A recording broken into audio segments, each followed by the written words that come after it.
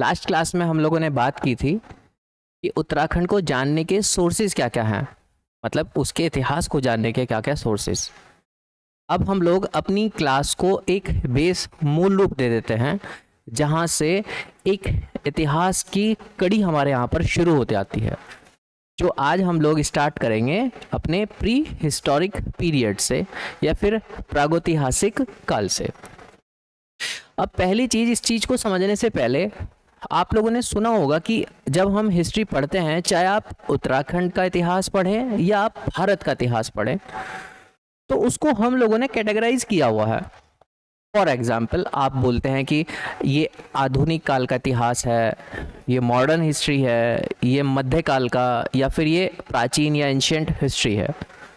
तो ऐसी कौन सी लाइन खींची गई है कि इस लाइन से इस तरफ एंशिएंट हिस्ट्री है और इस लाइन से इस तरफ मिडिवल या मध्यकाल का इतिहास है। बट ऐसी कोई लाइन हमको कॉपी किताब में तो नज़र आती है कि यहाँ तक आधुनिक है और यहाँ तक मध्य है, बट जब ड्यूरेशन चल रहा है, चलते कालक्रम के अंदर इतिहास ने तो कोई ऐसी लाइन नहीं खींची। या फिर आज हम बोल रहे कि 2024 या 25 के अंदर एक लाइन खींच दी जाती है कि आज से मॉडर्न की भी मॉडर्न हिस्ट्री स्टार्ट हम लोग कर देते हैं। एडवांस जो है हिस्ट्री आज से हम लोग इस इरा को लिखना शुरू कर दें। और ये काम आज से नहीं, ये काम आने वाले शायद 1000 साल बाद हमारे जो आने वाली जो संतानें हैं, पीढ़ी हैं, वो पढ़ें और वो आज 2024-25 से इसको कैटेगराइज कर दें। वो शायद तकनीक के आधार पर कर सकती हैं। तो आज हम लोग ये जान नहीं सकते हैं कि आज से ये इतिहास इस नए मोड़ में बदल रहा है। बट हाँ, आगे आने वाली जो पीढ़ियां हैं वो अपने हिसाब से उसको किसी ना किसी बेस पर कैटेगराइज कर सकती हैं, जैसे हम लोगों ने किया है। क्योंकि आज हम लोग जो इतिहास पढ़ रहे हैं वो पिछले 150-200 साल के दौरान ही इस प्रोसेस में लिखा गया है। उससे पहले तो लिखा ऐसा नहीं गया था कि हम लोग हाँ इसको इतिहास के क्रम में लिख रहे हैं कि आज ये हो गया, आज ये हो गया, आज ये हो गया, ऐसा नहीं। तो हम लोगों ने किसी ना किसी बेसिस पर इसको कैटेगराइज किया है। अगर हम बड़े व्यापक स्तर पर देखें तो हम लोगों ने लिपि या स्क्रिप्ट के बेस पर अपने इतिहास को कैटेगराइज किया है। एक वो दौर है जिसमें लिपि लिखा गया है, बट उसको आज तक हम समझ नहीं पाए कि लिखा क्या है। एक वो भी दौर है जिसके अंदर लिपि लिखी गई और हम लोगों ने पढ़ भी ली है, समझ भी ली है। और एक वो दौर है, सॉरी, एक जो दूसरे वाला जो दौर है, उस दौर में लिपि लिखी गई है, पढ़ी भी गई है, समझी भी गई है, बट कंप्लीट नहीं पढ़ी गई है, पूरी नहीं पढ़ पाए हैं, वो आधी ही है, कंप्लीट नहीं है। और एक वो दौर है जिसमें हाँ हम हर चीज पढ़ चुके हैं, उसकी हर चीज जो भी लिखी गई है वो हम लोगों ने समझ भी ली है। तो जो पहले वाला पार्ट है, उस पार्ट को हम लोगों ने एक नाम से कैटेगराइज कर दिया है। उसको हम लोग आमतौर पर स्टोन एज बोल देते हैं, जिसको आप बोल लेते हैं प्रागैतिहासिक काल या फिर प्री हिस्टोरिक पीरियड, जिसमें लिपि स्क्रिप्ट लिखी बट समझी नहीं गई है। आप लोग पेंटिंग वगैरह देखते हैं, शेल्टर हाउस के अंदर देखते हैं, जो पुराने हमारे यहाँ पर आदि मानव रहे हैं, हमारे पूर्वज रहे हैं, उनकी अभी तक आप चीज़ को ठीक से स्टडी नहीं कर पाए। हम लोग हर चीज़ को स्टडी नहीं कर पाए हैं। लाखों डीआर के अंदर हम लोग उसको रेखांकित जो ज्यामिति है उसको अभी तक समझ नहीं पाए कि क्या वो कहना चाहते थे। दूसरा वाला जो पार्ट है, हम लोगों ने कुछ पार्ट में लिपि लिखी बट समझी नहीं गई, और कुछ पार्ट हम लोगों ने लिपि समझी और उसको पूरा मतलब लिपि लिखी गई और समझी भी गई हम लोगों ने। उस पार्ट के अंदर आप सिंधु वैली सिविलाइजेशन वाला पार्ट वो देखते हो, जहां पर लिपि लिखी गई है बट अभी तक समझी नहीं गई है। बट उसके ही जस्ट पास में वैदिक एज जब हम लोग देखते हैं, वहां लिपि लिखी गई और हम लोगों ने समझ भी ली है। तो हम लोगों ने आधा ही इतिहास उसका जाना है अभी। दैट्स वाई हम लोग उसको आद्य ऐतिहासिक काल बोल देते हैं, जिसको आप प्रोटो हिस्टोरिक पीरियड बोलते हैं इंग्लिश में। और एक तीसरा है जिसको आप हिस्टोरिक पीरियड बोल लेते हैं, जिसकी हर चीज को हम समझ चुके हैं। लिखी हुई लिपि जो थी, स्क्रिप्ट जो थी, वो हम लोग समझ चुके हैं। तो अपने इतिहास को भी, उत्तराखंड के इतिहास को भी हम लोगों ने कुछ इसी तरीके से डिवाइड किया है। एक वो पार्ट जिसके अंदर हम लोगों ने अपनी स्क्रिप्ट, जो प्रागैतिहासिक काल है, इसकी खास बात क्या है कि यहाँ पर जो स्क्रिप्ट थी, जो लिपि थी, उस लिपि को लिखा गया है, बट आज तक इसको पढ़ा नहीं गया है, समझा ही नहीं गया है। और इस पार्ट के अंदर हम क्या चीज देखते हैं, हम देखते हैं मूलतः पाषाण काल। पाषाण काल जिसको आप बोलते हैं स्टोन एज, स्टोन एज, पाषाण काल या फिर स्टोन एज। और इस पार्ट को जब हम ठीक से स्टडी करते हैं, वैसे आमतौर पर जो अधिकांश हम लोगों को साक्ष्य मिले हैं वो 5 लाख वर्ष पूर्व से, मतलब बीसी से, और लगभग हम 3000 बीसी तक के पोर्शन को इस अकेले पोर्शन के अंदर देखते हैं, जिसको हम लोग प्रागैतिहासिक काल बोल लेते हैं, प्रागैतिहासिक काल या फिर प्री हिस्टोरिक पीरियड बोल देते हैं। वहीं जब हम लोग इसके दूसरे पोर्शन पर पहुंचते हैं, जो हम लोगों ने डिवाइड किया है उत्तराखंड का इतिहास, जिसको हम आद्य ऐतिहासिक काल बोलते हैं, मतलब जिसको हम लोगों ने आधा ही पढ़ा है। और इसके जो खास बात है, जो लिपि है, जो स्क्रिप्ट है, वो स्क्रिप्ट आधी तो पढ़ पाए हैं, बट आधी हम लोग पढ़ नहीं पाए हैं। जो आधी पढ़ पाए हैं वो हम लोग यहाँ पर वैदिक एज के बारे में देखते हैं, वैदिक काल के बारे में देखते हैं, जो हम 1500 बीसी से और लगभग 600 बीसी तक के टाइम को देखते हैं। और जो जिस चीज को हम नहीं पढ़ पाए हैं वो हमारा है क्या, सिंधु वैली सिविलाइजेशन।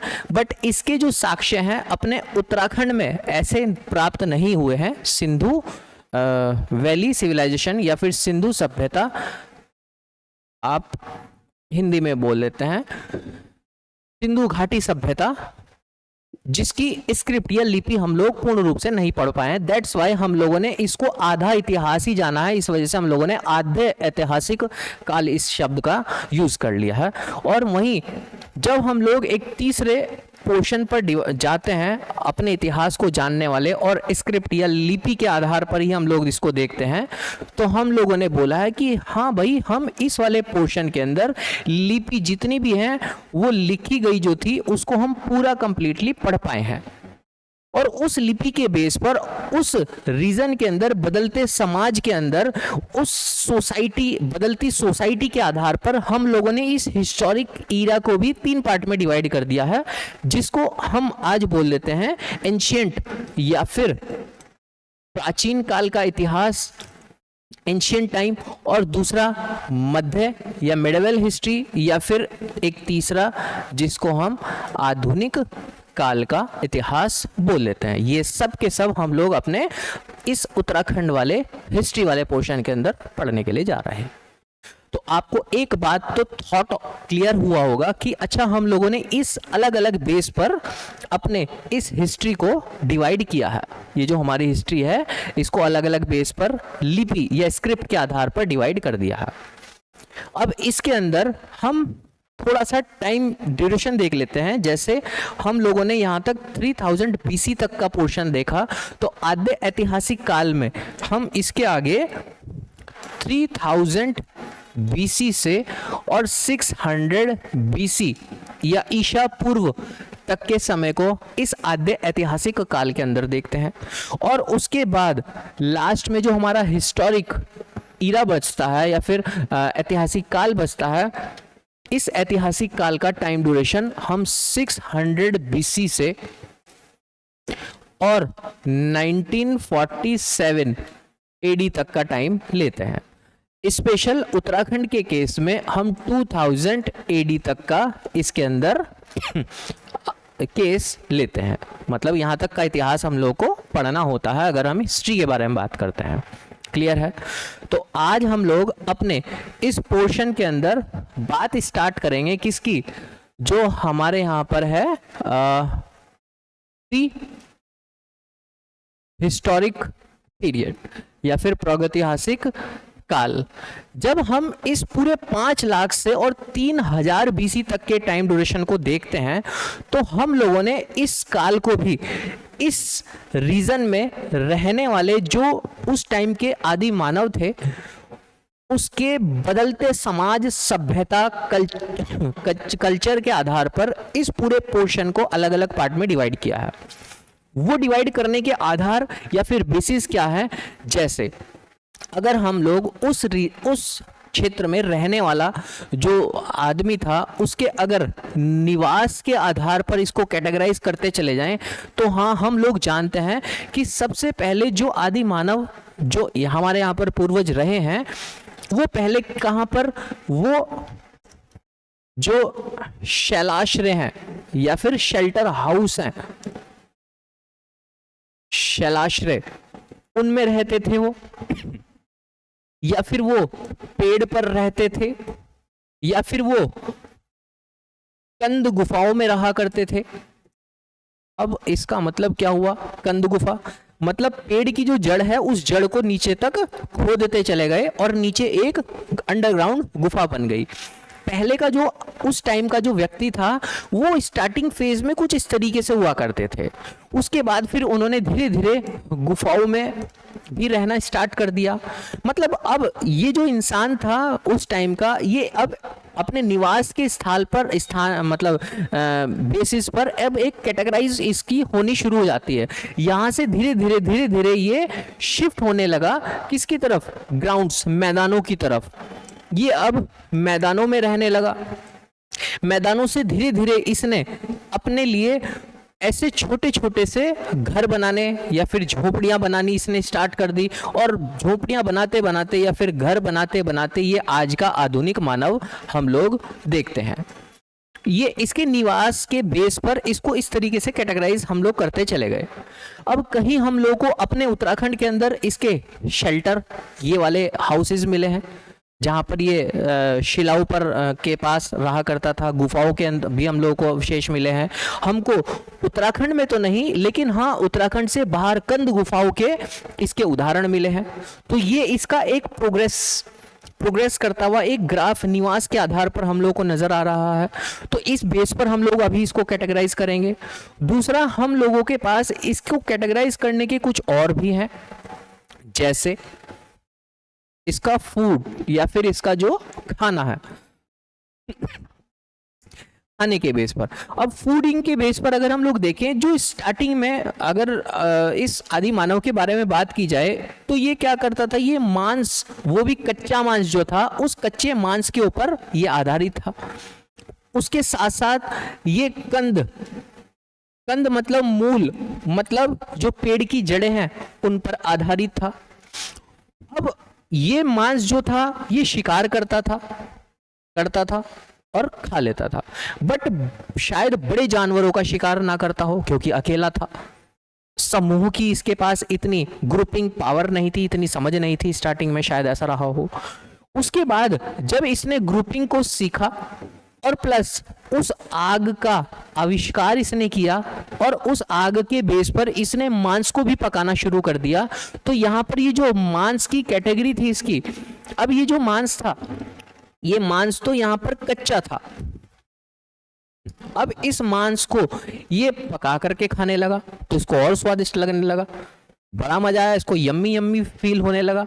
इस मांस के साथ साथ इसने इस मांस के लिए जो छोटे जानवर है, उस छोटे जानवर के साथ इसने बड़े जानवरों का भी शिकार करना शुरू कर दिया। जब ये इस तरीके से जानवरों के साथ घुलमिल मतलब शिकार करने लगा, तो इसको कुछ ऐसे भी जानवर मिले होंगे जो इसके लिए पालतू बन गए होंगे आगे जा करके, जैसे कुत्ता और घोड़ा, जिसके हमको साक्ष्य भी मिले हैं। उसके साथ साथ इसने जो पक्षी हैं उन पक्षियों का भी शिकार करना शुरू किया। अब पक्षियों का शिकार कब करेगा, जब पक्षी को मारने का, उड़ते हुए पक्षी को मारने का इसके पास यंत्र होगा, और वो होगा तीर कमान। स्टार्टिंग में तो भाई को पता ही नहीं तीर कमान क्या है, तो वो इसके प्रोग्रेसिव का एक ग्राफ दिखाता है हमको, जिसके बेस पर हम लोग अभी इसको डिवाइड करेंगे। खाने के बेस पर हम लोग ने अनुमान लगाना स्टार्ट किया है इसका। प्लस एक और बड़ी चीज जो काफी महत्वपूर्ण है वो है इसका इमोशनल ग्राउंड। इमोशनल ग्राउंड कहने का सेंस हम लोग का क्या है, इसकी जो सोशल लाइफ है, जो इसका जो सामाजिक जीवन है, उस सामाजिक जीवन के आधार पर हम लोगों ने इसको डिवाइड किया। ये जितनी भी चीजें मैं आपको बता रहा हूं, अब इसके हम उत्तराखंड के अंदर साक्ष्य भी देखते चलेंगे। किस किस जगह पर किस तरीके के साक्ष्य हम लोगों को मिले हैं। सामाजिक जीवन में अगर जो उसके स्टार्टिंग का फेज देखा जाए तो उस टाइम सामाजिक जीवन इसका नाम मात्र था, क्योंकि इसके पास ग्रुप की शक्ति नहीं थी, इसको वो ग्रुप के बारे में इतना ज़्यादा परिचित नहीं था, जान नहीं मतलब पाया था ये। बट धीरे धीरे जब ये लोगों के साथ मिलकर के शिकार करने लगा तो इसको ग्रुपिंग पावर समझ में आने लगी, और उस ग्रुपिंग पावर से कई सारी चीज़ें इसके साथ एक साथ घटने शुरू हो गई। इसने क्या काम किया, इसने श्रम विभाजन करना शुरू कर दिया, मतलब जो वर्क है उस वर्क को इसने डिवाइड करना शुरू कर दिया। भाई महिलाओं का वर्क ये होगा, पुरुषों का वर्क ये होगा, बूढ़ों का ये वर्क होगा, बच्चों का ये वर्क होगा। इस तरीके से इसने श्रम विभाजन पर काम करना शुरू कर दिया। धीरे धीरे एडवांस टेक्नोलॉजी पर ये पहुंचने लगे हमारे जो है पूर्वज। उसके साथ साथ इन्होंने नए किस्म के औजारों पर भी काम करना शुरू किया। वैसे इसको हम अलग से अलग पोर्शन के अंदर रख देंगे। इस सामाजिक जीवन में जो इनके पास आग का जो इन्होंने पहले आविष्कार किया था, उस आग के आविष्कार से इन्होंने एक नई चीज सीखी, शवाधान करना, क्रिमिनेशन करना। शवाधान, शवाधान मतलब जो शव थे उन शवों का दाह संस्कार कर देना। उसके हमको ऐसे भी साक्ष्य मिले हैं कि ये जलाया करते थे, ऐसे भी साक्ष्य मिले हैं कि ये दफना दिया करते थे। वो भी चीज़ें हम लोगों को इस शवाधान या फिर इस सोशल लाइफ के साथ साथ हम लोगों को देखने को मिले हैं। उसके साथ साथ इसने पशुपालन भी करना शुरू कर दिया था आगे जा करके। ये एनिमल हस्बेंड्री के भी वर्क के अंदर जो है इन्वॉल्व होता चला गया था। सामाजिक जीवन के ही असर हम लोग इसके बारे में बात कर रहे हैं। आपके यहाँ पर प्री में भी और मेंस में भी क्वेश्चन बन सकते हैं कि बताओ इस वाले टाइम ड्यूरेशन में इसका जो है सामाजिक जीवन किस तरीके का रहा हुआ करता था। तो ये सब चीज़ हम लोगों को सामाजिक जीवन के पहलू बताते हैं, इनके जो सोशल लाइफ इनकी रही थी। और एक नई बात और है, भाई साहब ने वस्त्र बनाने भी सीख लिए थे, लेकिन ये जो वस्त्र थे किसके थे, चमड़े के थे। अब चमड़े के वर्क कैसे बनेगा, तो चमड़े का वस्त्र कैसे बनेगा, उसके लिए हमको जानना पड़ेगा इनके जो टूल्स थे या फिर जो इनके औजार थे, टूल्स। अब इनके जो स्टार्टिंग के जो टूल्स थे वो किसके थे, वो पाषाण मतलब पत्थर के थे। स्टार्टिंग के टूल इनके पत्थर के थे। उसके बाद पत्थर के बाद इसने हड्डियों के टूल बनाने स्टार्ट कर दिए। हड्डियों से, जो कि हड्डी बड़ी नुकीली हो जाती है, अगर उसको काट दिया जाए तो वो शिकार करने के बढ़िया अच्छे ठीक से काम आ जाती है। तो ये जो नुकीली हड्डी थी, अब इस नुकीली हड्डी का इसने सुई की तरीके से यूज करना शुरू किया। काम विभाजित कर दिया था ना मैडम के लिए। अब कोई बड़ा हिरण पकड़ के लाए, उसकी खाल इधर पड़ी हुई थी, मैडम का दिमाग चला, मैडम ने मेंटोस खाई थी थोड़ी देर पहले ही, मैडम को पता चला अच्छा यार इसका तो यूज़ किया जा सकता है, हमको ठंड लगती है रात में। तो इसने बेल उठाई, बेल की वो छोटी पतली सी डंडी उठाई, वो फ्लक्चुएट हो जाती है।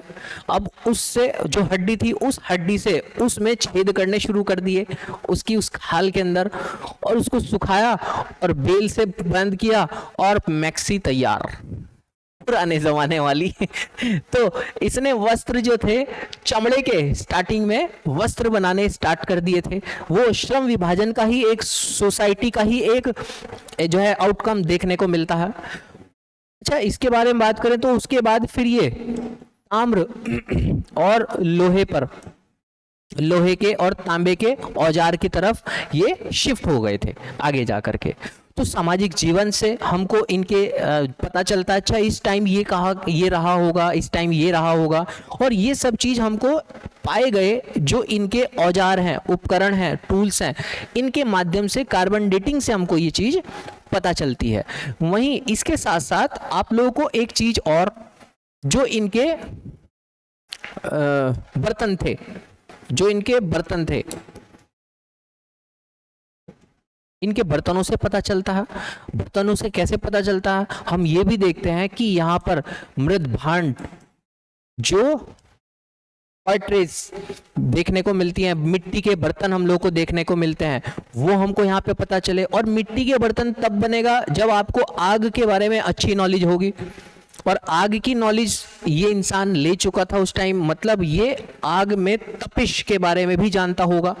और अगर इस टाइप की आग की तपिश के बारे में जानता था तो इससे पहले भी इसने उस आग का प्रयोग ठीक ठाक किया होगा। तो उस आग के प्रयोग के अंदर हम लोग देख लेते हैं कि इसने पहिए वगैरह का भी निर्माण किया था। उस आग के आविष्कार के साथ साथ ही दूर दूर तक की जर्नी करने लगा था। उस आग से इसने पका हुआ खाना भी बनाना स्टार्ट कर दिया था। उस आग से ये अपनी रक्षा भी करने लगा था रात को सोते टाइम बड़े जानवरों से, क्योंकि अब ये पेड़ पर नहीं रहता है, अब ये ऐसे शेल्टर हाउस गुफाओं में नहीं रहता। अब ये धीरे धीरे मैदान में आ गया, तो मैदान में तो कोई भी आके अटैक कर सकता है। तो मैदान में अगर सोना है तो भाई चारों तरफ पहले रात को आग लगा दो। उसका प्रयोग इसने भाई साहब ने करना स्टार्ट कर दिया। तो बर्तनों से भी हम लोगों को इसके जानकारी मिलती है। इस बर्तनों में ही आपको, वैसे हम लोग इसमें कंफर्म तो नहीं है, बट मैक्सिमम जो इतिहासकार है वो मानते हैं कि ये जो बर्तन, ये जो कप मार्क्स थे, ये कप मार्क्स यहाँ पर कुछ खाने से संबंधित इसका प्रयोग किया जाता रहा होगा। बट हम यहाँ पर श्योरिटी से नहीं कह सकते हैं, बट हाँ हम ये कह सकते हैं हाँ भाई कप मार्क मिले हैं। कप मार्क्स कैसे हैं हम लोग अभी बात करेंगे आगे जाकर के।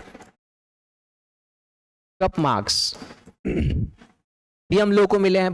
कोई बोलता है कि भाई ये ओखली जिसको बोलते हैं, कि भाई इसमें जो पानी वगैरह है, पानी का शायद प्रयोग करते होंगे, शायद सूप बनाते होंगे उस टाइम, टोमेटो सूप। ऐसा तो नहीं है कि शायद इसमें कोई चीज़ पीसने का काम किया करते हों ये। तो इस तरीके से हमारे पास ये सिर्फ अवधारणाएं दी गई है, बट हम लोग कंफर्म नहीं है कि किस चीज़ के लिए इनका प्रयोग किया जाता रहा होगा। ठीक है, तो ये कुछ हम लोगों के पास सोर्सेज ऐसे हैं जिनसे हम एक तरीके से पता लगा सकते हैं कि हाँ उस टाइम का जो इंसान था वो कितना प्रोग्रेसिव माइंड का रहा होगा। और इन्हीं के बेस पर हम लोगों ने अपने इस जो प्रागैतिहासिक काल है या फिर प्री हिस्टोरिक पीरियड है, उसको समय काल के आधार पर अलग अलग पोर्शन में डिवाइड किया है। तो जैसे जब हम लोग प्री हिस्टोरिक पीरियड के बारे में बात करते हैं तो इसको हम लोगों ने 3 अलग अलग पार्ट में डिवाइड किया है। 3 पार्ट में हम लोगों ने इसको डिवाइड किया है। पहला जो पार्ट है जिसको आमतौर पर क्या राइट सही तरीके से हम लोग बोल लेते हैं पूरा पाषाण काल। पूरा पाषाण काल, जिसको आप इंग्लिश के अंदर बोल लेते हैं पैलियोलिथिक एज।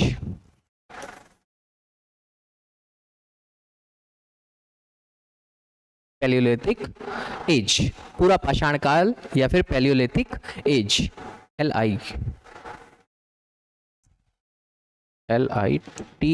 Palaeolithic age. इसका जो टाइम ड्यूरेशन हम लोग बोलते हैं 5 लाख BC से और 50,000 BC तक का इसका टाइम ड्यूरेशन हमको देखने को मिलता है। उसके बाद पूरा पाषाण काल के बाद फिर हम लोग देखते हैं मध्य पाषाण काल। ये जो मध्य पाषाण काल है इसको आप बोलते हैं मीसोलिथिक एज। मध्य पाषाण काल या फिर मीसोलिथिक एज, और इसका टाइम ड्यूरेशन 50,000 BC से 40,000 BC तक का आप इसका टाइम ड्यूरेशन देखते हैं इस काल का। अच्छा, हम लोगों ने कैटेगराइज किस बेस पे की, जो मैं अभी आपको बता के आया हूं, उनके धीरे धीरे से उस प्रोग्रेशन, उस ग्रोथ के बेस पर हम लोग इनको कैटेगराइज करते चले गए थे। वहीं जब हम तीसरे वाले पोर्शन पर आते हैं तो इस तीसरे वाले पोर्शन को हम बोल देते हैं नव पाषाण काल। ये जो ये 50,000 से 40,000 नहीं है, ये 50,000, मैं यहाँ पर इसको थोड़ा मिस कर गया हूँ, ये गलत, इसको ठीक कर लेना आप। ये 5 लाख से ये 10,000 है, इसको आप ठीक कर लीजिएगा, ये गलती से हो गया। ये 5 लाख से ये 10,000 BC है। ये कंफ्यूजन इस वजह से हुआ क्योंकि इसके भी सब पार्ट बनेंगे, और ये 10,000 बीसी से और 4000 बीसी तक का टाइम लिया जाता है। ठीक है, ये मेरी मिस्टेक है, आप इसको ठीक कर लीजिएगा। और फिर इसके अंदर आता है एक नव पाषाण काल, नियोलिथिक एज, नव पाषाण काल, नियोलिथिक एज। अच्छा, ये जो नियोलिथिक एज है, इसको हमारे यहाँ पर कुछ इतिहासकार नेशनल लेवल पर अगर बोलते हैं तो कुछ 7000 बीसी से बोलते हैं, कुछ इतिहासकार इसको 2500 बीसी से बोलते हैं, कुछ इसको 9000 बीसी से, मतलब इसका जो टाइम ड्यूरेशन है यहाँ से मानते हैं। वर्ल्ड वाइड अगर देखें तो 9000 बीसी से, और अपने देश के अंदर अगर देखें तो 9000 की जगह 7000 बीसी से इसका टाइम ड्यूरेशन शुरुआत मानते हैं, और 2500 बीसी तक का इसका टाइम ड्यूरेशन देखने को मिलता है।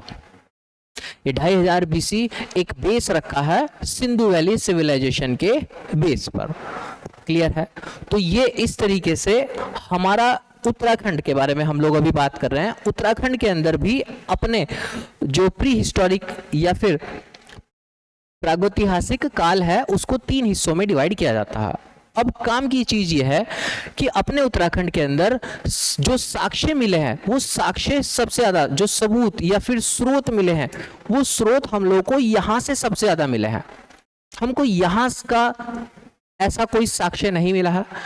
यहाँ से साक्ष्य मिले हैं बट बहुत कम मिले हैं भादराबाद के ताम्रपाषाण काल, वह हम आगे जाकर के इस वाले इरा के अंदर पढ़ते हैं, जो एक 5000 बीसी के आसपास का एक छोटा सा कॉपर एज जिसको हम लोग बोल देते हैं ताम्रपाषाण काल, वो इस वाले पोर्शन के अंदर देखने को मिलता है। यहाँ वाले पोर्शन से हमको इतने ज़्यादा साक्ष्य नहीं मिले हैं। उसका कारण क्या है, क्यों नहीं मिले होंगे, अभी बात करते हैं। तो अब जब हम लोग इस पूरा पाषाण काल या फिर पैलियोलिथिक एज के बारे में, उत्तराखंड के बारे में स्पेशल से बात करते हैं, तो इन स्रोतों के आधार पर अब हम लोगों ने इस पोर्शन को भी अलग अलग हिस्सों में डिवाइड किया है। ये वाला जो पोर्शन है, इस पोर्शन के भी हमारे यहाँ पर हम लोगों ने अलग अलग डिवाइडेशन किए हैं पूरा पाषाण काल के। इसमें सबसे पहला पोर्शन जिसको हम लोग बोल लेते हैं निम्न पूरा पाषाण काल, निम्न पूरा पाषाण काल, जिसको आप लोअर पैलियोलिथिक एज भी बोलते हैं। लोअर पैलियोलिथिक एज आप इसको बोलते हैं। और इस लोअर पैलियोलिथिक एज का जो टाइम हम लोगों ने स्लॉट फिक्स किया है वो 5 लाख बीसी से, और वही 50,000 बीसी। मैं यहाँ की चीज यहाँ पर जो है मर्ज कर गई थी पहले आपको। फिर उसके बाद दूसरा आता है मध्य पूरा पाषाण काल या फिर मिडिल पैलियोलिथिक एज, जो आप 50,000 बीसी से और 40,000 बीसी तक के टाइम ड्यूरेशन को बोलते हैं। तो इनके भी अंदर हम लोग को उत्तराखंड से साक्ष्य मिले हैं अलग अलग। और फिर एक लास्ट में बन जाता है उच्च पूरा पाषाण काल, उच्च पूरा पाषाण काल, जिसको आप अपर पैलियोलिथिक एज भी बोलते हैं। और अपर पैलियोलिथिक एज के साथ साथ आप इसको एक नाम और दे देते हैं, मैं अभी post paleolithic age, post paleolithic age भी आप इसको बोलते हैं। और इसका टाइम ड्यूरेशन 40,000 बीसी से और 10,000 बीसी तक का इसका टाइम ड्यूरेशन आप लोग देखते हैं इस रीजन का। क्लियर? अब हम जब उत्तराखंड स्पेशल में देखते हैं तो अपने उत्तराखंड के अंदर हमारे उत्तराखंड के अंदर इन तीनों के तीनों कालखंड के अंदर, पैलियोलिथिक एज के अंदर जो साक्ष्य हम लोगों को सबसे ज्यादा देखने को मिले हैं वो मिले हैं निम्न पुरा पाषाण काल से। जो लोअर पैलियोलिथिक एज है, यहां से हम लोग को एविडेंस मिलते हैं। अब हम यहाँ की बात को शुरू करते हैं लोअर पैलियोलिथिक एज से। जो लोअर पैलियोलिथिक एज है, इसकी जो खास बात थी वो खास बात थी, दो बड़ी खास बात। यहाँ पर इस व्यक्ति ने समूह के अंदर शिकार करना सीख लिया था। इसने ग्रुपिंग पावर जो थी इसकी, उस ग्रुपिंग पावर का यूज करना शुरू कर दिया था। इंपॉर्टेंट जो इसका हथियार था, जिसके बेस पर हम लोगों ने कार्बन डेटिंग से हम लोगों ने पता लगाया कि ये इस टाइम ड्यूरेशन का जो है व्यक्ति रहा है, वो है आपका ये जिसको कुल्हाड़ी आप बोलते हैं, हैंडेक्स हम लोग जिसको बोल देते हैं। अब ये जो कुल्हाड़ी है, समूह के अंदर शिकार करना, इसके तो हम लोग को ऐसे साक्ष्य नहीं मिले हैं, लेकिन हाँ चित्रकला से जरूर पता हम लोग को चलता है। बट ये वाला जो इसकी हैंडेक्स है या फिर कुल्हाड़ी है, जिसको आप इंग्लिश में हैंडेक्स बोल लेते हैं, इसके साक्ष्य जरूर मिले हैं। कहां से, वो आपके यहां पर क्वेश्चन पूछ ले जाता है कि बताओ भाई कहां कहां से मिले हैं। तो इसमें जगह के नाम आप लिख सकते हैं, मैं आपको डिक्टेट करता हूं। यमुना घाटी से मिले हैं, सॉरी यमुना तट जिसको आप बोल लेते हैं, इसके जो उदाहरण कालसी से, कालसी से हमको इसकी जानकारी मिलती है। अब कालसी में भी कहाँ, भाई कालसी में हमको यमुना नदी के तट पर मिले हैं। यमुना नदी का जो तट है, कोस्ट ऑफ यमुना रिवर। अच्छा एक चीज और है, ये जो आदि मानव हमारे रहे हैं, चाहे आप सिंधु वैली सिविलाइजेशन को देखो, चाहे आगे मिडिवल हिस्ट्री के दौरान, चाहे आप कभी तक के इतिहास को देख लो, मोस्टली आप लोगों को लोग मिलेंगे नदी के किनारों भी या फिर किसी वैली के अंदर, घाटी के अंदर। मोस्टली आप लोग, हम लोगों ने जितने भी स्थान खोजे हैं ना अपने उत्तराखंड के अंदर भी, वो मोस्टली नदी के किनारे ही है, किसी न किसी घाटी के अंदर है। वो ऐसे नहीं किसी पहाड़ के टीले पर मिला हमें, कुछ नहीं, क्योंकि इंसान है वो पानी भी पिएगा, वो ऐसी जगह को देखेगा वो जहाँ उसको सिक्योरिटी भी लगेगी और उसको पानी पीने की जगह लगी प्यास तो आराम से पानी का भी सेवन कर सके। तो कालसी से, यमुना नदी के तट से हम लोग को मिले हैं। उसके साथ साथ हम लोग को श्रीनगर अलकनंदा नदी का तट से मिले हैं, श्रीनगर से मिले हैं, जो अलकनंदा नदी का कोस्ट है, वहां से मिले हैं। और भी हैं, जैसे हम लोग को खुटानी नाला अल्मोड़ा से मिले हैं, अल्मोड़ा खुटानी नाला से हम लोग को मिला है। पश्चिमी राम गंगा से हम लोगों को साक्ष्य मिले हैं, अल्मोड़ा पश्चिमी राम गंगा से हम लोग को इसके साक्ष्य मिले हैं। तो कुल मिलाकर के इन साक्ष्यों के बेस पर हम ये बोल सकते हैं कि भाई देख लो, हमारा जो उत्तराखंड है ना, हमारे उत्तराखंड में निम्न पुरा पाषाण काल के भी एविडेंस मिले हैं, जो हम लोग को इन अलग अलग जगह पर मिले हैं। आपके एग्जाम के लिए पॉइंट ऑफ व्यू से काफी इंपॉर्टेंट है। इनके साथ साथ में आप लोग ना नोट जरूर बनाते रहिएगा। वहीं अगर आप लोग इसको कंपैरिजन करें ना पैन इंडिया से, तो पैन इंडिया में अलग अलग जगह से भी हम लोग को इसके साक्ष्य मिले हैं, इस कुल्हाड़ी के, हैंडेक्स के। इसके साक्ष्य हम लोग को बेलन घाटी से मिलते हैं, मिर्ज़ापुर उत्तर प्रदेश। हमको भीमबेटका की गुफाओं से मिलते हैं, हमको नर्मदा वैली से इसके एग्जाम्पल मिलते हैं, इसके इसी हैंडेक्स के, जो हमारे उत्तराखंड के अंदर भी इसके उदाहरण हम लोगों को देखने को मिले हैं। क्लियर है? ये तो थे निम्न पुरा पाषाण काल के। निम्न के बाद जब हम लोग पहुंचते हैं मध्य पाषाण काल पे, मध्य पूरा पाषाण काल, जो मिडिल पैलियोलिथिक एज है, वहां से हमको एक बड़ी खास बात ये पता चली है कि यहाँ का इंसान आता आता इतना मॉडर्न हो गया था, पत्थर से इतना ज्यादा वो लगाव कर बैठा था कि यहाँ पर एक पत्थरों का उद्योग, इंडस्ट्री ही लग गई थी। जिसको आप बाटिकाश्म उद्योग के नाम से जानते हैं। हम ये इसके एग्जाम्पल है, मैं लिख देता हूं। इसकी जो खास बात थी, ये बाटिकाश्म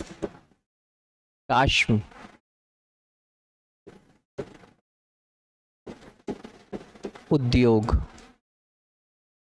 इंडस्ट्री, जिसको आप पेबल्स इंडस्ट्री, पेबल इंडस्ट्री भी बोलते हैं। इस उद्योग के अंदर क्या होता है कि जो पत्थर होता है उस पत्थर पर ही नक्काशी कर दी जाती है। जैसे ये पत्थर है, इस पत्थर को इस तरीके से छील छील करके इन्होंने नक्काशी कर दी, इस पत्थर के ऊपर नक्काशी कर दी, इन पत्थरों के ऊपर नक्काशी होने लगी। मतलब अब ये जो इंसान था ये अब मॉडर्न होता जा रहा है और इस पत्थर के ऊपर नक्काशी करने लगा, और इस पत्थर के औजार, बढ़िया बढ़िया औजार ये पत्थर के बनाने लगा, जो हमारे सामने ये इस तरीके से मौजूद है। अब इनमें औजारों में कौन कौन से इंपॉर्टेंट, जैसे चॉपर्स, शूर, आपको चॉपर्स नजर आता है, ये चॉपर्स। अब इसने पत्थरों के औजार के ऊपर और ज्यादा वर्क करना स्टार्ट कर दिया था। प्लस खुरचनी, जिसको बोलते हैं आप स्क्रैपर्स,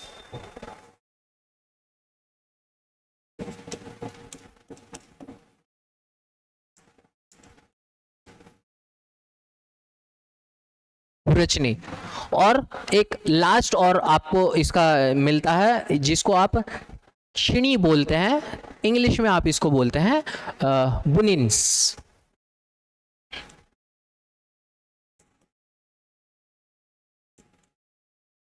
बुनिन्स पत्थरों के ऊपर इसने अच्छे से अब काम करना शुरू कर दिया। अच्छा, हम लोगों को ये जो मध्य पूरा पाषाण काल है, मिडिल पैलोलिथिक एज है, इसके जो एविडेंस मिले हैं वो इसके एविडेंस अलग अलग ज़्यादा जगह नहीं मिले हैं। हम लोग को श्रीनगर अलकनंदा नदी के रीजन पर ही इसके जो एविडेंस मिले हैं, एविडेंस मिले हैं श्रीनगर अलकनंदा नदी तट पर, इसके हम लोग को एविडेंस देखने को मिले हैं। क्लियर? ये तो थे मिडिल। अब जब हम लोग मिडिल के बाद अपर पर पहुंचते हैं या फिर उच्च पूरा पाषाण काल पर पहुंचते हैं, तो उसके एविडेंस हम लोगों को अभी तक नहीं देखने को मिले हैं कि इस एज के ये कोई ऐसा टाइम ड्यूरेशन के रहे होंगे। ना तो हमको पूरा पाषाण काल का जो सबसे लास्ट है, ये हम यहाँ पर देख लेते हैं, हमको जो निम्न पूरा पाषाण काल इसके एविडेंस मिलते हैं, इसमें भी सब जगह के नहीं मिलते हैं, सिर्फ दो के, एक तो लोअर के और एक, सॉरी कहाँ चला गया, हाँ बिल्कुल सही, इसमें भी निम्न पूरा पाषाण के हम लोग को एविडेंस मिलते हैं, मध्य पाषाण काल के हमको एविडेंस मिलते हैं सिर्फ श्रीनगर से, बट अपर पूरा पाषाण काल जो है इसके हमको ऐसे एविडेंस नहीं मिलते हैं। अब यहाँ के एविडेंस नहीं मिले हैं, उसके बाद जो दूसरे वाला जो हम लोगों ने कैटेगराइज इसको किया था, जिसको हम लोगों ने मध्य पाषाण काल कहा था, इसके भी एविडेंस हम लोगों को यहाँ पर नहीं मिलते हैं। और नव पाषाण काल में आकर के सिर्फ एक छोटा सा रीजन हम लोगों को देखने को मिलता है, ताम्र पाषाण काल वाला, जिसको आप कॉपर एज बोलते हैं, उसके छोटे से हम लोगों को एविडेंस मिले हैं यहाँ पर। अब ये जितने भी मैंने आपको एविडेंस के बेस पर इसको कैटेगराइज किया है, अब हम यहाँ पर अपने इस पोर्शन में इनको कैटेगराइज करने के लिए कुछ और एविडेंस ढूंढते हैं। यहाँ का जो इंसान था, मानव था, उस मानव के लिए हमको बेसिकली तीन ही चीज मिली है। पहली चीज स्टोन, पत्थरों के औजार, दूसरी बड़ी चीज उनके शेल्टर हाउस, उनके शैलाश्रय जहां पर वो रहा करता था, और तीसरी बड़ी चीज जिससे हम उस दौर की संस्कृति के बारे में पता लगा सकते हैं, वो थे उनके द्वारा चित्रित या पेंटिंग जो उनके द्वारा किए गए हैं उन शैलाश्रयों में, उन गुफाओं के अंदर। इनसे हम उस दौरान के उस मानव के बारे में बात कर सकते हैं। तो अब हम इन तीनों चीजों के ऊपर डिस्कशन करेंगे कि कौन सी चीज कहां कहां पर देखने को हम लोग को मिली है। ठीक है, तो इसमें यहाँ से बात स्टार्ट करते हैं अल्मोड़ा से।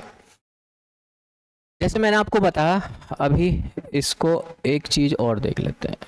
जैसे मैंने आपको अभी एक चीज़ बताई कि जब हम इस कौन से प्रागैतिहासिक काल को पढ़ रहे हैं, तो इसको पढ़ते टाइम हमारे लिए 3 बड़ी इंपॉर्टेंट चीज नजर आई। एक तो हमको पाषाण या फिर जो पत्थर है, पाषाण या पत्थर है, उसके औजार हमको मिले हैं यहाँ पर। आप जिसको स्टोन टूल्स जिसको आप बोलते हैं, ये इनसे हमको पता चलता है कि ये कार्बन डेटिंग कहने का मतलब C14, कार्बन 14 से हम पता लगा सकते हैं कि ये जो चीज है, ये चीज कितने वर्ष पुरानी है। दूसरा, हमको इंपॉर्टेंट यहां पर शैलाश्रय या फिर शेल्टर हाउस, जो उनके शेल्टर हाउस है, उनसे पता चलता है। और चौथा, यहां पर जो इनकी चित्रकला है, जो इनकी पेंटिंग है, उस पेंटिंग से हम यहाँ के बारे में ज़्यादा जानकारी ले सकते हैं। तो ये जो चीज़ें हैं, मैंने आपको अभी औजार टूल्स के बारे में बताया। अब हम अपने इस नेक्स्ट वाले पोर्शन पर चलते हैं। ये वाला जो नेक्स्ट वाला पोर्शन है, अपने उत्तराखंड में बेसिकली 4 बड़ी जगह पर देखने को मिलता है। इन 4 में से सबसे इंपॉर्टेंट 2 ही है, जिसमें एक हम लोग अल्मोड़ा को देखेंगे, अल्मोड़ा में। फिर हम लोगों को चमोली में सब देखने को मिला है, और उत्तरकाशी में भी एक छोटी सी जगह पर देखने को मिला है। उत्तरकाशी में भी मिला है, और पिथौरागढ़। बट इनमें सबसे इंपॉर्टेंट, जिसमें सबसे ज्यादा आप लोगों को ध्यान देना है, वो अल्मोड़ा और चमोली है। चमोली में तो 3 ही स्थान है, सबसे ज्यादा अल्मोड़ा के अंदर हम लोग को जो स्थान इन चीजों के देखने को मिले हैं वो है। अब उनमें एक एक के बारे में हम लोग बात करते चलते हैं। तो अल्मोड़ा के अंदर, वैसे अल्मोड़ा के अंदर जगह तो है 6-7 के आसपास, ठीक ठाक है, बट सबसे इंपॉर्टेंट है लाखू उडियार। अब इससे लिए पहले एक छोटी सी बात समझते हैं। जब हम इस प्री हिस्टोरिक पीरियड के बारे में बात करते हैं, तो जब आप पैन इंडिया पर इस प्री हिस्टोरिक पीरियड के बारे में देखते हैं, तो पैन इंडिया पर मैं अपने देश के बारे में बात कर रहा हूं, भारत के स्तर पर इसकी जो खोज सबसे पहले हुई थी, वो ब्रिटिशर्स के टाइम ड्यूरेशन में हुई। अब ब्रिटिशर्स के टाइम ड्यूरेशन में भी सबसे पहले जो इसकी खोज हुई थी, वो कब? तो रॉबर्ट ब्रूस साहब ने 1863 में सबसे पहले, कौन? रॉबर्ट ब्रूस साहब ने 1863 में सबसे पहले इसकी खोज की थी। कहाँ? हमारे पलक्कड़ नाम कर की जो जगह हमारे साउथ इंडिया में, कर्नाटक, मद्रास में जो हम लोग देखते हैं, वहां से इसकी कहानी की शुरुआत होती है। और धीरे धीरे जब फिर इसका टाइम ड्यूरेशन मतलब बढ़ता चला जाता है, लोगों के अंदर इसकी जागरूकता आती चली जाती है, वो चीज़, वो दौर हमारे उत्तराखंड के अंदर भी देखने को मिला। और उत्तराखंड के अंदर इसकी इस प्रो हिस्टोरिक पीरियड के बारे में अगर कहें कि सबसे पहले जो इसकी खोज हुई थी, वो उत्तराखंड के अंदर 1968 के अंदर हम लोग इसकी खोज को देखते हैं, अपने उत्तराखंड के अंदर 1968। और 1968 में जो ये खोज की थी, उसका श्रेय जाता है महेश्वर जी को, जिनका पूरा नाम हम लोग बोल लेते हैं महेश्वर प्रसाद जोशी जी, MP जोशी, जो इसकी सबसे पहली खोज हम लोग देखते हैं, MP जोशी। ठीक, तो कुल मिलाकर के इसकी जो कहानी थी, वो कहानी शुरू तो हो जाती है 1863 से, बट धीरे धीरे कालक्रम बढ़ता चला गया, आगे की तरफ बढ़ते चले जाते हैं, और उसमें हमारा उत्तराखंड भी आ जाता है। अपने उत्तराखंड के अंदर MP जोशी साहब के इस श्रेय से फिर हम लोगों ने इस दिशा की तरफ कदम बढ़ाया। फिर 1989 में हम लोगों ने खोज की। फिर गढ़वाल यूनिवर्सिटी को जो है एक मौका मिला तो 2002 से, और फिर आगे तक उन्होंने खोज की और बड़े बड़े हमारे सामने साक्ष्य इनके नज़र आने शुरू हुए। तो अब हम उन साक्ष्यों की तरफ चलते हैं जो अलग अलग जगह पर हमको हमारे यहाँ पर देखने को मिले। तो उनमें सबसे पहले हम लोग देखते हैं अपनी कौन सी, लाखू उडियार केव या फिर लाखू उडियार गुफा अल्मोड़ा के अंदर। अब इस अल्मोड़ा के अंदर लाखू उडियार, लाखू उडियार इस शब्द का मतलब क्या है? लाखू मतलब लाख से है, उडियार मतलब गुफा से है। तो ऐसा तो नहीं है कि यहाँ पर लाख गुफा है, लाख गुफा तो है नहीं यहाँ पर, बट हाँ इसको अच्छा उडियार जो वर्ड है ना वो रीजनल लैंग्वेज में उडियार बोलते हैं गुफा को, क्षेत्रीय भाषा में गुफा का मतलब उडियार होता है। और लाखू कहने का सेंस यहाँ पर चित्रों से है, बहुत सारे चित्र यहाँ पर देखने को मिले हैं, उनके बेस पर यहाँ पर एक ये नाम रख दिया है। जब हम लोग इस रीजन में एंटर करते हैं तो आपके सामने एक ऐसा भारत सरकार के द्वारा उत्तराखंड पुरातात्विक विभाग के द्वारा ये एक ऐसा बोर्ड लगा हुआ मिलता है इस साइट पर, और मैं आपको पढ़ के बता देता हूँ, आपको इसकी एक समझ बनेगी थोड़ी। सांस्कृतिक पट लाखू उडियार, दैनिक आपदाओं से अपनी सुरक्षा हेतु आदि मानव ने प्रकृति द्वारा निर्मित गुफाओं, कंदराओं तथा शैलाश्रयों को अपना आश्रय स्थल बनाया।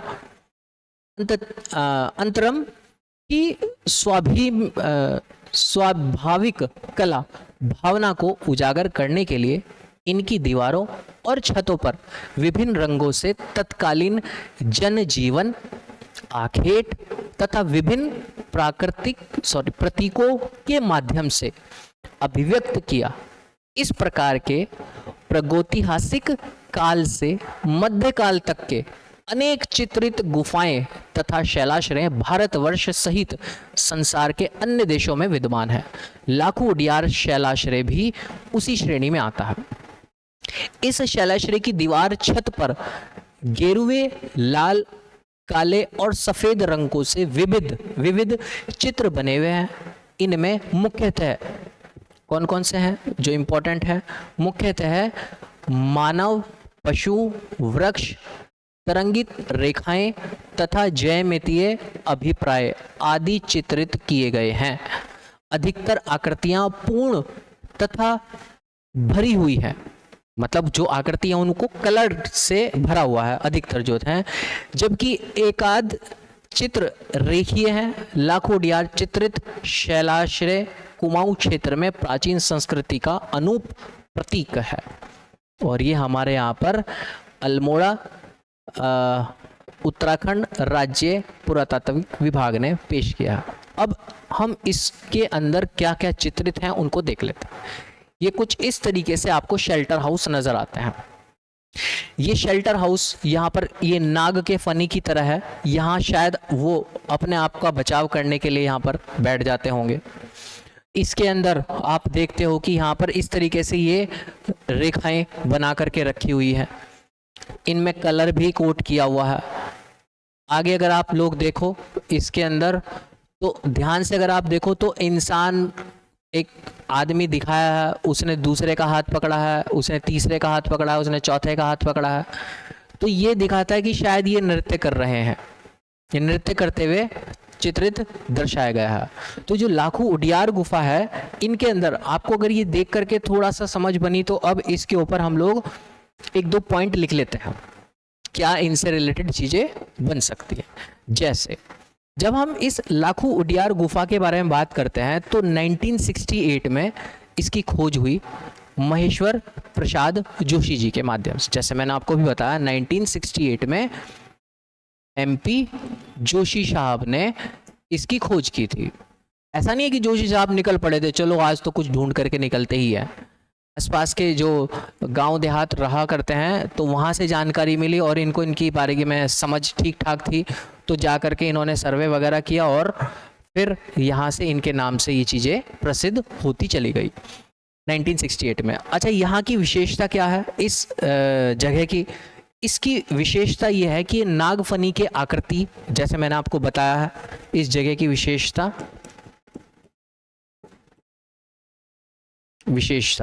क्या है, यहां पर नागफनी की आकृति या फिर शेप है। जैसे नाग की शेप होती है, ऐसी इसकी शेप है। हाँ बिल्कुल है, हम लोगों ने देखी है अभी। उसके साथ साथ यहाँ पर जो चित्र दिखाए गए हैं, जो यहाँ पर पेंटिंग की गई है, वो पेंटिंग में बेसिकली दो बड़ी, अगर कैटेगराइज कर दें, एक तो पेंटिंग हमको मानव की नज़र आती है, दूसरा पेंटिंग हमको यहाँ पर पशुओं की नज़र आती है।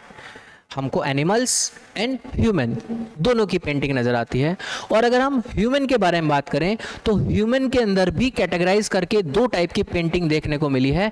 एक वो मानव जो नृत्य या फिर डांस की फॉर्म में दिखाया गया है, और एक मानव हमको यहाँ पर शिकार की पोजीशन के अंदर दिखाया गया है। इंसान की भी दो टाइप की कैटेगराइज देखने को मिली है।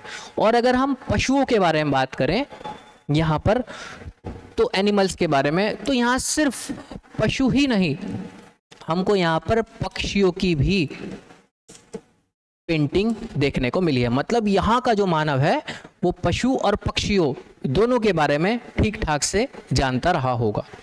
ये जो मैं आपको बता रहा हूँ, ये जो पेंटिंग है, इस पेंटिंग की झलक जैसी ये यहाँ पर पेंटिंग है, ऐसी ही पेंटिंग हमको अपनी भीमबेटका की गुफाओं में भी देखने को मिलती है।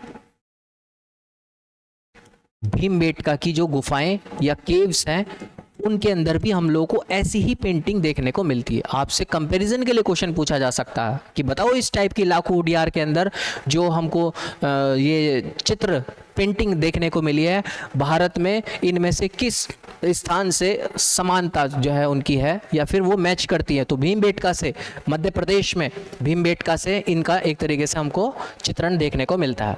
और जैसे ही जो चित्र बनाए हैं, अब इन चित्र पर इन्होंने कलर या फिर रंग भी किए हैं, जो अभी मैंने आपको बोर्ड के अंदर भी दिखाए हैं, बोर्ड पर लिखे हुए हैं। तो चित्र के अंदर जो कलर है वो दो तीन टाइप के कलर हैं। जैसे यहाँ पर आपको गेरू, ग्रे कलर का भी चित्र देखने को मिला है, आपको गुलाबी रंग के भी आपको यहाँ पर चित्र नजर आए हैं, ब्लैक कलर का भी यहाँ पर यूज किया गया है, काला रंग, ब्लैक कलर भी यूज किया है। यहाँ पर सफेद या फिर वाइट कलर का भी यूज किया गया है इस पेंटिंग के अंदर, जो इसकी एक इम्पॉर्टेंट बात हम लोगों को देखने को मिली है।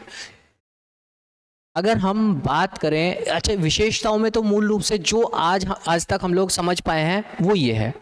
अगर हम इनकी विशेषताओं में एक, जैसे इसके बोर्ड के अंदर भी लिखा हुआ था कि यहाँ पर कुछ रेखाएं वगैरह बना के रखी है, उसको हम ठीक से अभी तक समझ नहीं पाए हैं।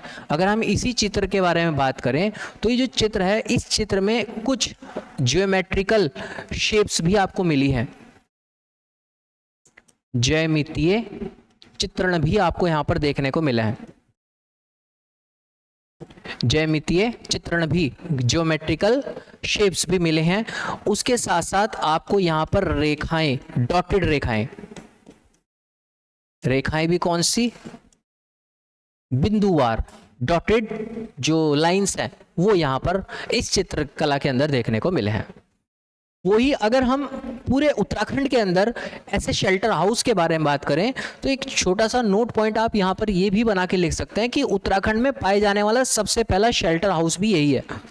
एक नोट बना करके आप लोग लिख सकते हैं, क्योंकि भाई खोज ही सबसे पहले इसकी हुई है। तो हम एक प्री जैसे एग्जाम में हम लोग ऐसे क्वेश्चन देख लेते हैं। उत्तराखंड में पाए जाने वाला सबसे पहला शैलाश्रय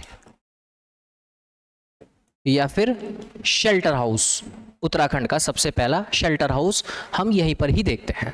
क्लियर है? एक नोट क्या क्वेश्चन पूछ भी लिया था, जैसे मैंने आपको बताया कि कोई भी, जितने भी हम लोग को उस टाइम के आदि मानव के साथ जो भी चीजें मिली हैं वो किसी ना किसी नदी के किनारे मिला है। किसी ना किसी नदी के तट के किनारे वो रहा है। तो ऐसे ही यहाँ से भी पूछा जा सकता है कि भाई कौन सी नदी का तट था वो। तो यहाँ पर सुयाल जो नदी है हमारे यहाँ पर दलबैंड के पास, सुयाल नदी ये दलबैंड के पास है, इसके पास हम लोगों को ये जगह मिली है, ये साइट मिली है, इसके नियर, नज़दीक, इसके पास हमको ये जगह देखने को मिली है। तो लाखू उडियार से आपको इससे ज़्यादा और कुछ नहीं, आपने देखो ये जितनी भी मैंने आपको चीज़ें लिखवाई है ना, आपने अगर ठीक से पेंटिंग स्टडी कर ली तो आपको और इससे आगे कुछ करने की ज़रूरत नहीं पड़ जाती है। वो आप देख करके समझ गए, अच्छा हाँ ये चीज़ है। और सबसे इम्पॉर्टेंट है, बहुत बार आप लोग के एग्ज़ाम में आई है, उत्तराखंड लोक सेवा आयोग के अदर जो अन्य एग्ज़ाम है ना, उनके प्री एग्ज़ाम में तो सबसे ज़्यादा पूछी गई है, सबसे ज़्यादा। मेंस में तो शायद इससे क्वेश्चन नहीं बनता है, लेकिन हाँ इनडायरेक्ट क्वेश्चन बनता है। जब हम चित्रकला के इतिहास के बारे में पढ़ते हैं उत्तराखंड का, तो हम चित्रकला का इतिहास इसी स्टोन एज से स्टार्ट करते हैं। तो यहाँ से सिर्फ एक वो कड़ी हम लोगों को देखने को मिलती है, प्लस समाज की जो कड़ी है, जो संस्कृति की जो कड़ी है, वो कड़ी भी हम लोग यहाँ से जोड़ करके पढ़ते हैं। बट वो डायरेक्ट नहीं है, वो इनडायरेक्ट है। प्री के लिए ज़्यादा इंपॉर्टेंट है ये वाला टॉपिक। अब लाखू उडियार के बाद कुछ और भी हैं, जैसे फड़का नौली, इसी में ही आगे बढ़ा देते हैं। पहला था लाखू उडियार, दूसरा है फड़का नौली। नामकर की जो प्लेस है, जगह है, ये कहाँ, ये देखो सब के सब मैं अल्मोड़ा के बारे में भी बात कर रहा हूँ। जितनी भी प्लेसेस हैं आप लोगों के सामने अल्मोड़ा से ही रिलेटेड रहेंगी। इसकी क्या खास बात है, 1985 में इसकी 1985 में इस साइट की खोज की गई, और इस साइट को खोजने वाले थे यशोधर मठपाल। यशोधर मठपाल जी इस साइट को खोजने वाले। यहां की विशेषता क्या है इस साइट की, इस साइट में शेल्टर हाउस मिले हैं 3।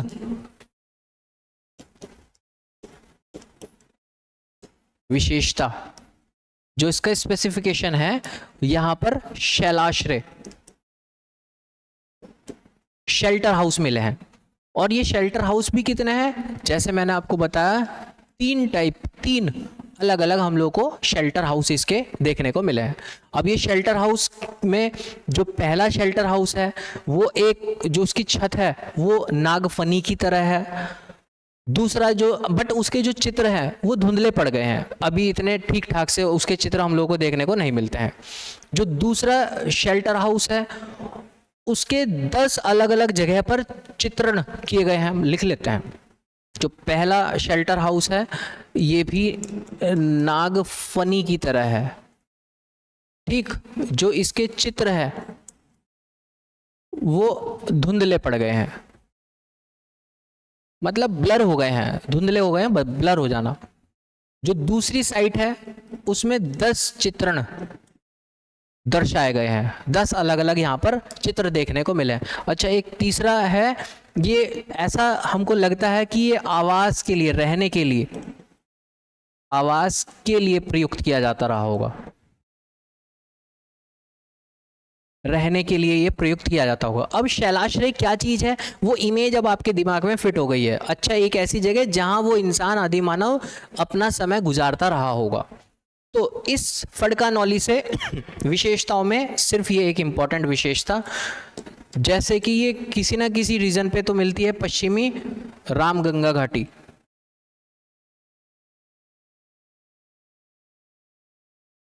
पश्चिमी रामगंगा घाटी से के पास ये वाली जो साइट है वो हमको देखने को मिली है। साथ साथ में जो नोट्स हैं वो आप अपने बनाते चलिएगा जरूर, नोट ज़रूर बनाते चलिएगा। वैसे ये जो पीडीएफ है कल की तरह, पिछली क्लास की तरह आपको ये पीडीएफ मिल भी गई होगी। फिर नेक्स्ट जो है वो आपका आता है पेटशाला। पेटशाला पेटशाला खास बात यशोधर जी ने ही इसकी जो है खोज की थी 1989। यशोधर मठपाल जी ने इसकी शुरुआत की थी और इसकी भी कुछ ना कुछ विशेषताएं होंगी। विशेषताओं में जैसे मैंने आपको बताया शेल्टर हाउस या फिर शैलाश्रय, तो इसमें जो शैलाश्रय मिले हैं वो मिले हैं 2 शैलाश्रय मिले हैं यहाँ पर 2। अब इतनी ज्यादा डिटेल में नहीं जाना है कि इन 2 के अंदर क्या मिला है। आपको सबसे ज्यादा जो ध्यान देना है वो लाखू उडियार के ऊपर देना है। उसके बाद जो ये जितनी इंफॉर्मेशन आपको दी जा रही है ना, मोर देन सफिशिएंट है। इससे ज़्यादा आपको डिटेल्स के अंदर जाने की ज़रूरत नहीं है और ना ही आपके एग्जाम में अभी तक ऐसा कोई पूछा गया है। ये आज के टाइम में जो पेटशाला के जो शैलाश्रय हैं वो एक तरीके से क्षतिग्रस्त है। वो मतलब ठीक से सही मतलब कंडीशन में नहीं है, वो टूट फूट हो चुके हैं उनके अंदर। वो कभी पहले हम लोगों ने इतना ध्यान तो दिया नहीं था, तो स्टार्टिंग में स्थानीय लोगों के काम काज करने के लिए के माध्यम से वो धीरे धीरे टूट गए हैं। तो बट हाँ, हमको साइट यहाँ पर भी मिली है। फिर एक आता है फल सीमा। फल सीमा से क्वेश्चन पूछे गए हैं आपके एग्जाम में। लाखू उडियार से क्वेश्चन पूछे गए हैं, फल सीमा से भी क्वेश्चन पूछे गए हैं। यहां से क्वेश्चन क्या मिला है, बड़ा इंपॉर्टेंट है। जो यहां पर शैलाश्रय मिले हैं इस जगह पर शैलाश्रय में जो चित्रण मिला है या फिर पेंटिंग मिली है, उस पेंटिंग में पहली बार ऐसा मिला है कि उत्तराखंड में अंदर योग की पोजीशन में मानव को चित्रित किया गया है। मानव की जो आकृति यहाँ पर मिली है पेंटिंग, वो योग की कंडीशन में देखने को मिला है, प्लस नृत्य करते हुए मानव को दर्शाया गया है। योग की कंडीशन में और नृत्य करने वाली कंडीशन के अंदर हम लोगों को देखने को मिला है। इसके साथ साथ हम लोगों को इस वाली उस पे कप मार्क्स भी देखने को मिले हैं। कप मार्क्स क्या होते हैं अभी हम लोग बात कर चुके हैं। वैसे ये वाला जो पोर्शन है, ये वाला पोर्शन हम मिडिल वाले पोर्शन के अंदर पढ़ेंगे। अभी हम लोग लोअर वाले पोर्शन के अंदर चल रहे हैं। पाषाण काल के अंदर या फिर निम्न पाषाण काल, मध्य पाषाण काल, उसके अंदर हम लोग अभी चल रहे हैं। ये वाली जो साइट है, ये वाली साइट भी अभी आज के टाइम में इतनी ज़्यादा मतलब वो नहीं रही है। ये भी एक क्षतिग्रस्त साइट के रूप में ही देखने को मिलती है। इसके अंदर भी इतना ज़्यादा लाखू उडियार की तरह क्लियरिटी हम लोगों को नहीं है। उसके साथ साथ लुएथाप, ये सब अल्मोड़ा की साइट ही चल रही है। अल्मोड़ा के अंदर यहाँ पर 3 शैलाश्रय मिले हैं, 3 मिले हैं शैलाश्रय। और इनमें खास बात क्या है, यहाँ पर जो पेंटिंग की गई है उस पेंटिंग में लाल रंग का प्रयोग किया गया। अभी तक लाल रंग के प्रयोग की हम लोगों ने पेंटिंग नहीं देखी है। रेड कलर का हमको यहाँ पर देखने को मिला है। फिर नेक्स्ट 6th नंबर पर आपको मिलती है कसार देवी मंदिर। कसार देवी मंदिर, कसार देवी मंदिर। यहाँ की खास बात, ये जो मंदिर है, इस मंदिर की दीवारों पर बाहर जो पहाड़ी है, कश्यप पर्वत है, उसके बाहर एक 14 मानवों को चित्रित करती हुई पेंटिंग दिखाई गई है। और ये जो 14 मानव हैं ये नृत्य कर रहे हैं, नृत्य करते हुए चित्रण या फिर पेंटिंग देखने को मिली है। और वो भी कितने 14 लोगों की। तो ये मोस्टली जो है ये आप लोगों के किसके हैं, अल्मोड़ा साइट्स के हैं। अल्मोड़ा में मैं आपको फिर दोबारा से बोल रहा हूँ, सबसे ज़्यादा जो आप फोकस करेंगे वो लाखू उडियार पर करेंगे, फल सीमा स्टार्टिंग के 2-3 पर ही सबसे ज़्यादा फोकस आप करेंगे। ये मैंने बता दिए हैं। कई बारी मैच द फॉलोइंग के लिए क्वेश्चन आ जाता है। इनकी डिटेल्स तो नहीं आती है बट मैच द फॉलोइंग के लिए आ जाता है। बताओ इनमें से पूरा पाषाण काल की कौन कौन सी साइट अल्मोड़ा में है, मैच द फॉलोइंग में मैच कीजिए। इस तरीके से क्वेश्चन आ जाता है। या फिर अगर मैं क्वेश्चन बनाऊं तो मैं ये भी क्वेश्चन बना सकता हूं कि पूरा पाषाण काल से संबंधित इनमें से कौन सी साइट अल्मोड़ा में नहीं है। 3 ऑप्शन मैंने अल्मोड़ा की साइट के नाम डाल दिए और चौथा मैंने चमोली की साइट का नाम डाल दिया। इस तरीके से भी क्वेश्चन आप डिज़ाइन किए जा सकते हैं। इस वजह से मैंने ये नाम आप लोगों के दिमाग में रहे। उनकी विशेषता तो इतनी ज़्यादा इम्पोर्टेंट यहाँ पर नहीं स्टार्टिंग की छोड़ करके, बट नाम याद रहने। नेक्स्ट ये थे हम लोग के अल्मोड़ा। अब हम लोग चलते हैं किस पर, चमोली, जो फिर अगेन इम्पोर्टेंट है चमोली में। अब चमोली में 3 ही साइट सबसे इंपॉर्टेंट, तीनों के बारे में। पहली है ग्वारखा उडियार, ग्वारखा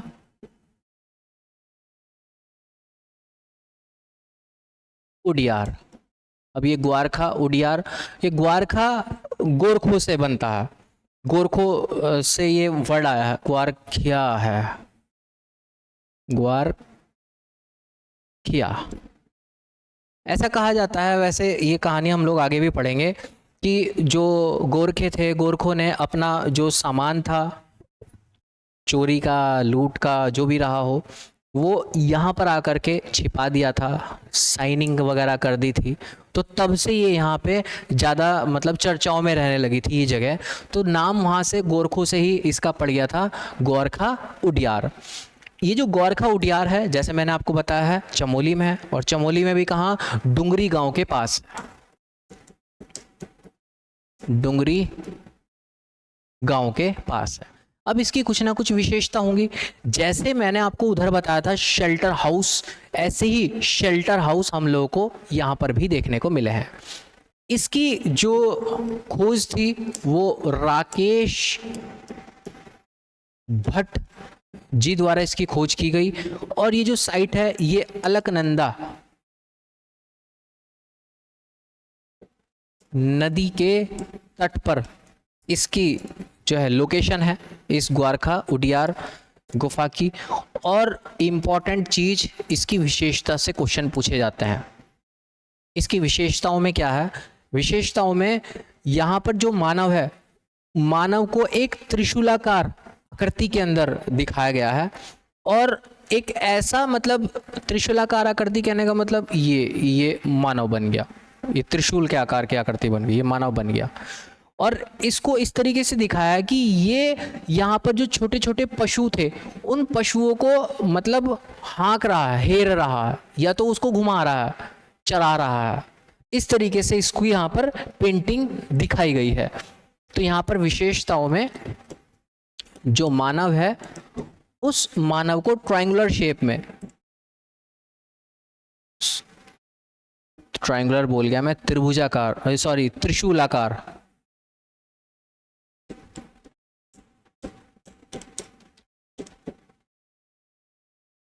त्रिशूलाकार, त्रिशूल के आकार की आकृति में दिखाया गया है। और ये जो मानव था, ये मानव क्या है, ये जानवरों को या तो घुमा रहा है, घुमाने के लिए निकला है, या फिर उनको हाँक रहा है। हाँकना मतलब उसको एक जगह से चलो भागो यहाँ से, निकलो निकलो निकलो यहाँ से, या फिर उनको चराने के लिए जा रहा है। कुछ ऐसा हम लोग उसका एक अंदाजा लगा सकते हैं। यहाँ पर विशेषताओं में एक चीज और है, इन चीजों को, ये जो भी तस्वीर हम लोग के पास है, इन तस्वीरों को कलर शेप भी दी है। और कलर शेप में 2 टाइप के कलर हम लोग को देखने को मिले हैं। इसके अंदर गुलाबी रंग का यूज किया गया है, पिंक कलर का, एंड रेड, लाल रंग का इसका प्रयोग किया गया है इस पेंटिंग के अंदर। क्लियर है? ये है एक इम्पॉर्टेंट आपके लिए ग्वारखा उडियार। अब उसके बाद सेकंड नंबर पर चमोली की ही साइड को देखते हैं, वो आपका बनता है कीमनी गांव। सेकंड है कीमनी गांव। कीमनी गांव की क्या विशेषता है? कीमनी गांव जो पिंडर घाटी है हमारी, थराली तहसील, पहले वाली भी थराली जो है वो थराली तहसील के उसमें ही आता है रीजन में, ये भी थराली तहसील के ही रीजन में आता है। बस ये पिंडर वैली में है, पिंडर घाटी में, और वो हम लोग देख चुके हैं किसमें, अलकनंदा घाटी या फिर तट के पास है। यहाँ पर जो खास बात है, यहाँ पर पशुओं की पेंटिंग मिली है, और इस पशुओं की पेंटिंग के लिए वाइट कलर, सफेद रंग का प्रयोग किया गया है, जो अपने आप में एक अनोखा ही है। हल्का सफेद रंग है, ये अनोखा ही कलर देखने को मिलता है। इस वाले रीजन के अंदर एक चीज और मिली है, इनकी स्क्रिप्ट, इनकी लिपि, और लिपि का नाम है शंख लिपि, शंख स्क्रिप्ट, जिसको हम अभी तक नहीं पढ़ पाए हैं। जैसे मैंने आपको स्टार्टिंग में ही बताया था कि लिपि लिखी तो है बट हम समझ नहीं पाए हैं। तो यहां पर शंख लिपि का प्रयोग किया गया है, शंख स्क्रिप्ट लिपि का प्रयोग किया है, जिसको सीधी सी बात है भाई हम लोगों ने नहीं पढ़ा है, हम पढ़ भी नहीं पाए इस चीज़ को। अच्छा, हम लिपि के बारे में बात कर रहे हैं तो कोई बात नहीं, उसको मैं नेक्स्ट क्लास में कराऊंगा फिर लिपि वाले पोर्शन को, क्योंकि हमारे यहाँ पर लिपि भी 3-4 टाइप की मिली हैं, और लैंग्वेज भी, भाषाएं भी हम लोगों को 3-4 टाइप की मिली हैं, वो हम नेक्स्ट वाली क्लास के अंदर बात कर लेंगे। चलो, 2 चीज़ हो गई, एक तीसरा और है, थोड़ा फैक्चुअल ही है तो थोड़ा सा आपको देखना पड़ेगा। थर्ड, मलारी गांव, थर्ड है मलारी गांव, ये भी हम लोग चमोली का ही हिस्सा देखते हैं। 1956 में वैसे यहाँ पे काम होना स्टार्ट हो गया था, 1956, बट उस तरीके से पुरातात्विक आधार पर हम लोगों ने एज ए साइट इसको नहीं माना था। बट जब इसमें काम करने शुरू किए थे तो, क्योंकि सबसे पहले शिव प्रसाद जी ने 1956 में, शिव प्रसाद जी ने इस पर काम किया, और शिव प्रसाद जी के माध्यम से यहाँ पर जो शवाधान है, उन शवाधानों को खोजा गया था यहाँ पर। अब स्टार्टिंग में तो चलो हाँ भाई मिल गए तो मिल गए, अब क्या कर सकते हैं, बट ऐसे कोई औजार नहीं मिले थे जिसको बेस बना करके हम लोग उस वाले एज पे या फिर ऐसी साइट के रूप में हम लोग इसको ले जाएं। बट बाद में इसी साइट पर दोबारा से वर्क करना शुरू किया गया, जब हम अपने आप को एक तरीके से स्टैब्लिश करने लगे, और उधर 1968 में खोज हुई, फिर उठा करके चेक किया गया, यार यहाँ पर भी तो ऐसे शवाधान मिले थे, मतलब इसके अंदर यहाँ पर भी फिर दोबारा से कुछ ना कुछ हो सकता है। तो 1983 में फिर यहाँ पर खोजबीन अपनी स्टार्ट हम लोगों ने करा दी। उसके बाद 1983 के बाद फिर गढ़वाल यूनिवर्सिटी को इसका जो है जिम्मेदारी दे दी। जब हम लोग अपना स्टेट बन गया सन 2002 में, फिर गढ़वाल यूनिवर्सिटी के इसके अधीन हो गया, और इन सब रिसर्च का ये प्रभाव ये पड़ा कि भाई जितनी बार भी हम लोगों ने यहाँ पर सर्वे किया, कुछ ना कुछ तो चीज़ें हम लोग को यहाँ पर मिली, बहुत इम्पॉर्टेंट चीज़ें मिली, आपके एग्जाम में पूछी जाती है। यहाँ से एक एक के बारे में बात करते हैं। जैसे मैंने आपको बताया शवाधान तो मिले, बट उसके साथ साथ यहाँ पर नर कंकाल भी मिले। और शवाधान कैसे कि जो पहाड़ है, जो भी एक जमीन है, उस जमीन को काट करके, पहाड़ को काट करके वहां पर एक, जैसे हम बोल देते हैं कब्र बनाना, ऐसी कब्र बना करके रखी हुई थी। तो वो ऐसे ऐसे यहाँ पर शवाधान, नर कंकाल हम लोगों को यहाँ पर मिले हैं।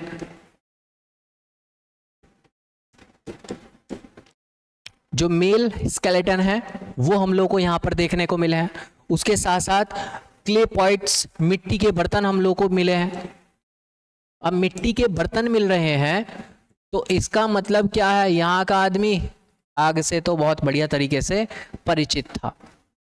सिर्फ मिट्टी के बर्तन तक बात सीमित नहीं है भाई, यहाँ पर एनिमल ऑर्गन्स, जानवरों के अंग भी मिले हैं।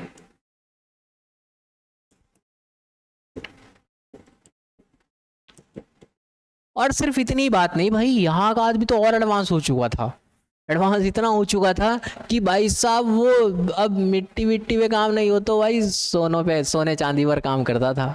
यहाँ पर हमको एक सोने का बड़ा एक मुखौटा मिला है, मास्क जिसको हम बोल देते हैं, 5.2 kg, 5.2 किलोग्राम का एक सोने का मुखौटा भी मिला है। सोने का मुखौटा हम लोगों को कहाँ, इसी मलारी नाम कर की जगह पर। काफ़ी इंपॉर्टेंट प्लेस है, आपके एग्जाम में इनकी विशेषताओं से पूछा जाता कि क्या क्या चीज़ें यहाँ से मिली हैं। अब देखो आप अब इन चीज़ों को ना अपने माइंड में मेकअप इसका कर चुके होंगे। जैसे मैंने आपको सबसे पहली क्लास के अंदर ही मतलब इसकी शुरुआत में ही बताया था कि किस तरीके से उस इंसान की ग्रोथ रही थी। तो जगह तो एक ही है, उस जगह पर ये मर गया, 10 साल बाद कोई और आ गया, 20 साल बाद कोई और आ गया, 1000 साल के बाद फिर कोई और आ गया, 2000 साल के बाद फिर कोई और आ गया। तो वो चीज़ें यहाँ पर इस तरीके से साक्ष्य अलग एक ही जगह पर अलग अलग हम लोग को टाइम ड्यूरेशन के मिलते चले गए। तो एक ही जगह पर हम लोग को अलग अलग टाइम ड्यूरेशन के हमारे पास साक्ष्य हैं। ये सोने का स्टार्टिंग में तो नहीं था, लेकिन हाँ मिट्टी के बर्तन का था। शवाधान हम महापाषाण काल के बारे में देखते हैं। मतलब ये जो एक जगह थी, इस जगह पर लंबे समय से उस मानव ने इस जगह पर स्टे किया होगा।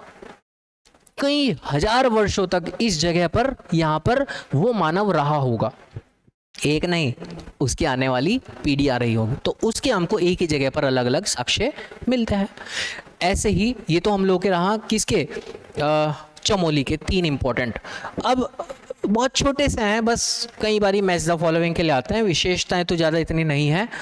एक है हम लोग के पास उत्तरकाशी का, उत्तरकाशी। अब उत्तरकाशी में हम लोगों को मिलता है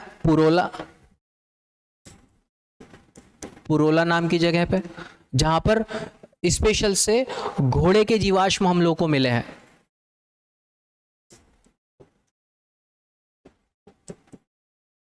जीवाश्म मतलब यहाँ का जो आदमी है वो घोड़े को भी पालता होगा। दूसरा उत्तरकाशी की ही एक साइट और है, नाम है हुडली, और इसकी छोटी सी विशेषता यहाँ पर नीले रंग के शैल चित्र मिले हैं। जो स्टोन्स के ऊपर जो पेंटिंग करके रखी है वो ब्लू कलर में है, नीले रंग पे रंगा हुआ है। प्लस एक लास्ट और, ये 2 हैं उत्तरकाशी के इंपॉर्टेंट, एक लास्ट और है बस छोटा सा, बस एक आखिरी नाम है पिथौरागढ़। पिथौरागढ़ में जो इम्पोर्टेंट बात है, मेन पिथौरागढ़ में ही है, ऐसा नहीं, वो नहीं है कि कोई अलग से जगह देखते रहे। यहाँ पर 8 ताम्र आकृतियां देखने को मिली हैं, 8 ताम्र मानव आकृतियां।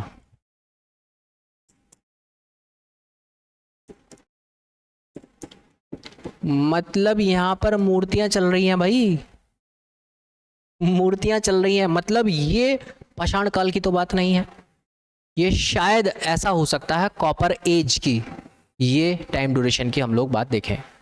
तो ये मैंने आपको अभी जितनी भी साइट्स बताई हैं, जितनी भी इंफॉर्मेशन आपको मैंने अभी इस टॉपिक के अंदर दी है, उत्तराखंड से रिलेटेड जो प्री हिस्टोरिक पीरियड है या फिर प्रागैतिहासिक काल है, आपको इससे बाहर कुछ पढ़ने की आवश्यकता नहीं है। मोस्टली चीज़ें आपको ये यहाँ पर कवर अप हो चुकी है। बट यहाँ से टॉपिक मेंस में डायरेक्ट नहीं आता है, इनडायरेक्ट क्वेश्चन आता है। उसकी चर्चा हम लोग बाद में करेंगे, जब हम एक ओवरव्यू ले लेंगे आगे पूरे एंशिएंट हिस्ट्री तक का। उसके बाद पूरी एक एंशिएंट हिस्ट्री की कंप्लीट पेंटिंग के ऊपर क्लासेस करेंगे, ताकि आपकी समझ फिर बने और आप एक एक पॉइंट को क्लिक करते चले जाएं, अच्छा हाँ यहाँ पर तो ये बात रही थी। ठीक है, तो हमारा ये एक टॉपिक क्लियर, एक टॉपिक हम लोगों का ये कवर अप हुआ। हम अपने नेक्स्ट टॉपिक के अंदर बात करेंगे आद्य ऐतिहासिक काल के बारे में, जो प्रोटो हिस्टोरिक पीरियड है हम लोगों का, जिसको हम आधा ही समझ पाए हैं। क्लियर है? उस आधे समझ में हम पुरातात्विक आधार पर भी चलेंगे, आर्कोलॉजिकल बेस पर भी चलेंगे, और हम साहित्यिक या फिर लिटरेचर बेस पर भी चलेंगे। तो अगली जो क्लास है वो क्लास होगी इससे भी ज़्यादा बड़ी। हो सकता है कि हम उसको 2 सेक्शन के अंदर कवर अप करने की कोशिश करें, बट क्लास के बाहर आपको कुछ करने की ज़रूरत नहीं पड़ेगी, ठीक है? ये सेक्शन कंप्लीट होने के बाद हम फिर डिफरेंट तरीके से सोचेंगे इनके आंसर राइटिंग सेशंस के ऊपर। अभी हम सिर्फ एक बेस बना रहे हैं ताकि हम अपनी जड़ों को अच्छे से मजबूत कर सकें। जब आंसर राइटिंग सेशंस लिखें तो कौन सा पॉइंट कब निकाल करके अपने तर्कश से निकाल के मारना है, तब वो हम लोग वहाँ पर बात करेंगे। क्लियर है? नेक्स्ट क्लास में मिलते हैं, और कुछ भी पूछना होगा अब हम सेशन स्टार्ट करते हैं आप लोगों का डाउट सेशन, ठीक है?